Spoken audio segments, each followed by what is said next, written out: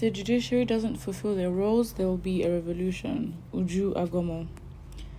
Uju Agomo, founder executive director of PRAWA and a PhD holder in criminology and prison studies, University of Ibadan, Nigeria, during her interview with Arise News, reacted to the presidential election petitions at the tribunal, saying that if the judiciary doesn't fulfill their roles, there will be a revolution.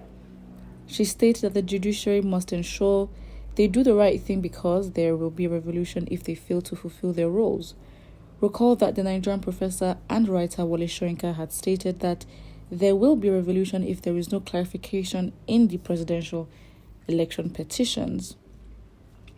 The founder executive director of PRAWA alleged that the judiciary must preserve their value by acting appropriately and ensuring that the right thing is done. If not, the masses will begin a revolution for what is right. However, Goma strongly believes that the independence of the judiciary is crucial for them to make the right decisions. But if they fail to fulfill their roles, there will be a revolution. In her words, she said, "We must ensure the judiciary fulfills their roles or we risk a provoking revolution. To preserve our values, we must act appropriately. Independence of the judiciary is crucial." Uju Agomo's statement has stirred reactions online from supporters of different presidential candidates who believe that there are possibilities of a revolution if the judiciary fails to do what is right.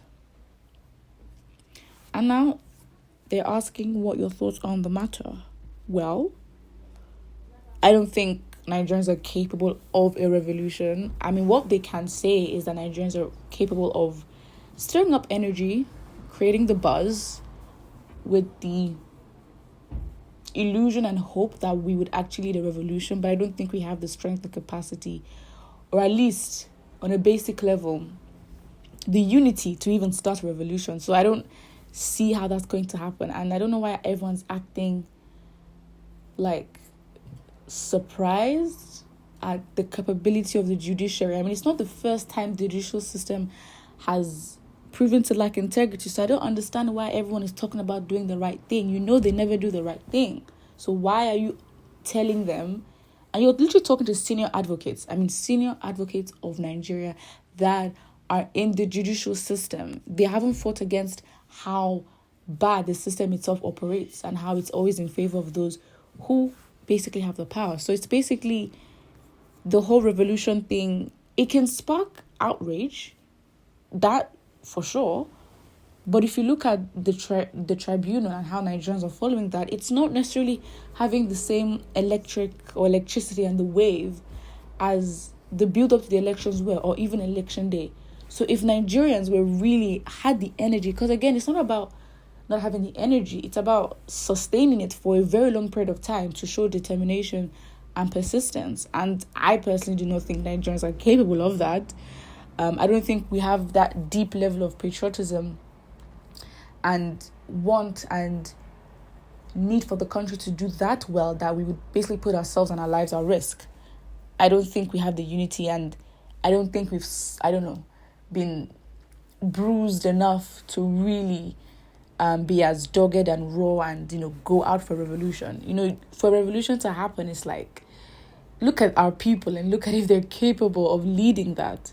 And also look at the governments that they have. I mean, the governments do not necessarily mind taking lives if people, resist too much. You can resist, you can go on social media, do all that. But when it comes to marching on the streets and doing all that, it's a whole different situation.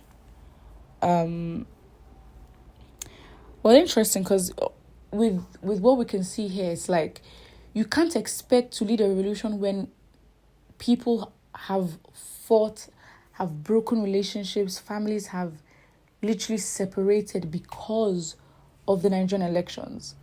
And people are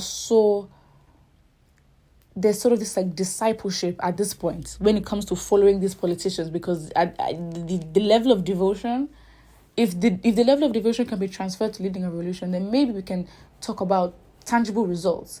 But you have people that are so devoted to whoever their principal is, whether it's Atiku, Kwakwanso, Peter Obi, or Tinubu. They're people who literally would give their lives, and with no reason that they've said as to why they believe Tinubu is a better option, because Tinubu did not necessarily prove himself to be a better president. But they believe it so much, they just think he's the best. And also within that group, you also have those that are, ethnic bigots as well. Because really, I think sometimes what this election has also shown is that there are a lot of people, that have that are tribalistic, that have this sort of ethnic prejudice towards one another. And sometimes, something can be lingering for so long, but when you have a body that, for example, this whole Muslim ticket, the whole thing of, rotation and Igbos being the president, then when people are enabled and emboldened, you really hear what people genuinely think, because they feel safe to do so. And so the powers that be have made those kind of people feel safe. And so when you look at the comments and what people say, and how, as a people, we throw insults like it's nothing, you then hear what people actually think of each other. Threatening, blackmailing the judiciary cannot give Obi, Atiku and all their supporters victory. It is the evidences they possess and present to the court. But it's like, what evidence can they bring when INEC exists? INEC is the electoral body, so it is for INEC to come with proof, and INEC has been unable to do that by saying, some of the documents that are being requested for do not exist. So how would we then prove that? It's not necessarily by, the presidential candidates bringing forth the evidences. Yes, that is fine, but the main evidence that we need, or the key witness, or the key evidence, is literally the numbers, the uploads, the documents from the elections. And INEC has come to say that they don't have these documents. They are nowhere to be seen. I think there were 8 documents that were requested for, and INEC was only able to produce 2.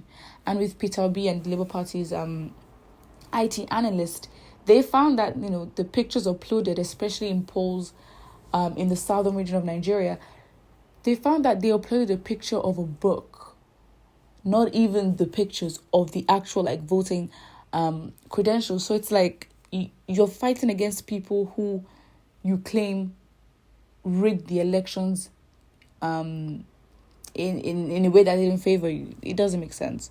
So it's not about threatening the judiciary. It's just like, we can't be blind and just pretend to if we think, judiciary, do right, behave, then the judiciary is going to decide, you know what, we are going to decide to do the right thing. Why is that after all these years they never chose to do the right thing? It is now all of a sudden they will then choose that, you're right, let's do the right thing.